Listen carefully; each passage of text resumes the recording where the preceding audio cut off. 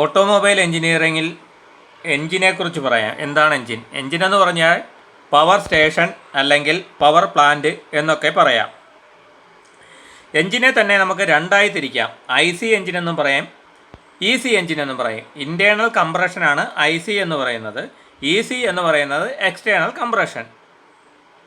ഇപ്പോൾ external compression നമുക്ക് ഉപയോഗിക്കുന്നില്ല. അതായത് എക്സ്റ്റേണൽ കംപ്രഷൻ എന്ന് പറയുന്നത് പണ്ടത്തെ സ്റ്റീം എഞ്ചിൻ ഉപയോഗിച്ചുള്ള അതിനെയാണ് എക്സ്റ്റേണൽ, അതായത് ഇതിൻ്റെ കംപ്രഷൻ പുറത്തായിരിക്കും നടക്കുന്നത്. ഇൻറ്റേർണൽ കംപ്രഷൻ അഥവാ IC എഞ്ചിൻ എന്ന് പറയുന്നത് കംപ്രഷൻ അകത്തായിരിക്കും നടക്കുന്നത്. അതാണ് IC എഞ്ചിൻ എന്ന് പറയുന്നത്.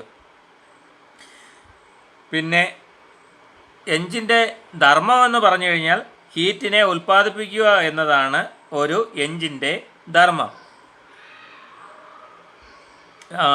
പിന്നെ എന്തെന്ന് പറഞ്ഞാൽ ഇത് എഞ്ചിൻ്റെ അകത്തൊരു ഫയർ ഉണ്ടാകണം.